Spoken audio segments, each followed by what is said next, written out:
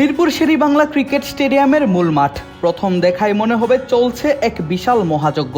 একে একে উপস্থিত বাংলাদেশ জাতীয় দলের প্রতিটা ক্রিকেটার। এক ফরম্যাট খেলা মুশফিক যেমন আছেন 3 ফরম্যাটের 3 অধিনায়ক মেহেদী হাসান মিরাজ, নাজমুল হোসেন শান্ত এবং লিটন কুমার দাস। নিউজিল্যান্ড সিরিজের আগে এমন ফিটনেস ট্রেনিংয়ে নিজেদের ঘাম ঝরালেও ক্রিকেটারদের এই সময়টাই থাকার কথা ছিল ঢাকার অদূরে সাভারে বাংলাদেশ ক্রীড়া শিক্ষা প্রতিষ্ঠান বা বিকেএসপির মাঠে।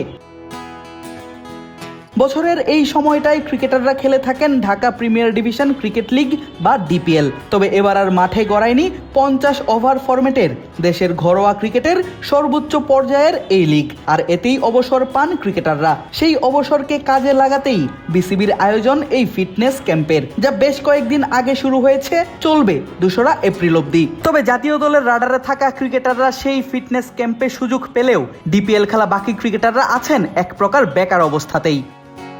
ফলের নির্যাস ও দুধের সমন্বয়ে পোলার টর্নেডো গ্রিন অ্যাপল আইসক্রিম। মন ভালো থাক। বলা হচ্ছে নিউজিল্যান্ড সিরিজের আগে ক্রিকেটারদের পুরোপুরি ফিট রাখতেই এই আয়োজন বাংলাদেশ ক্রিকেট বোর্ডের। কিন্তু দেখা যায় ওয়ানডে ক্রিকেট না খেলা কিংবা অবসর নেওয়া ক্রিকেটাররাও আছেন এই ক্যাম্পে। তবে কি ডিপিএল আয়োজন না করতে পারার ব্যর্থতা ঢাকতেই এই আয়োজন? 2026 টি-20 বিশ্বকাপ খেলতে যায়নি বাংলাদেশ। তার পরিবর্তে আয়োজন করা হয়েছিল অদম্য বাংলাদেশ টি-20 কাপ। বিসিএল এর পর 50 ওভারের ডিপিএল এর দিকেই ছিল সবার নজর, কেননা চলতি বছরের ওয়ানডে ম্যাচগুলো বেশ গুরুত্বপূর্ণ বাংলাদেশের জন্য। 2027 ওয়ানডে বিশ্বকাপে সরাসরি খেলতে জয়ের বিকল্প নেই দ্বিপাক্ষিক সিরিজগুলোতে। কিন্তু যেই ডিপিএল খেলে প্রস্তুতিটা সারার কথা ক্রিকেটারদের, যেই ম্যাচগুলো দেখে নির্বাচকরা সাজাবেন সবথেকে বেস্ট স্কোয়াড, সেই লিগই গড়ায়নি মাঠে। তার পরিবর্তেই চলছে এই ফিটনেস ক্যাম্প।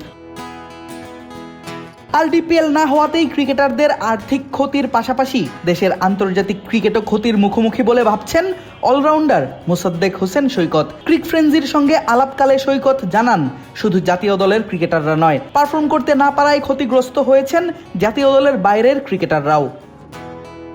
এটা আসলে আপনি যদি ইন্টার ক্রিকেট চিন্তা করেন, মানে ওভারঅল শুধু আমি একা না, মানে পুরো ক্রিকেটের প্রিমিয়ার লিগ থেকে শুরু করে বাকি যে লিগগুলো আছে, আমরা ঢাকা লিগ যেটাকে বুঝি, তো সেই লিগটা যদি কোনো কারণে না হয় বা যে এই টাইমটাতে হয়তো বা শেষের দিকে থাকতো ঢাকা প্রিমিয়ার লিগটা, তো আমার মনে হয় যে যদি ন্যাশনাল টিমের কোনো ডিউটি না থাকে, ইনক্লুডিং ন্যাশনাল টিম থেকে শুরু করে ইন্টার পুরো যারা ক্রিকেট খেলতেছে ডোমেস্টিক ক্রিকেটে, সবাই কিন্তু আশা করে থাকে ঢাকা প্রিমিয়ার লিগটাকে নিজেকে শো করবে। তো এটা অনেক বড় একটা প্ল্যাটফর্ম। আমার কাছে মনে হয় 2027 ওয়ার্ল্ড কাপ আছে, সেটা ওডিআই ভার্সনে হবে। তো প্রিমিয়ার লিগটা খেললে হয়তো কি আপনি যখন 15টা ম্যাচ খেলতে পারলে সেখানে আপনি এখান থেকে রেডি হয়ে যেতে পারতেন।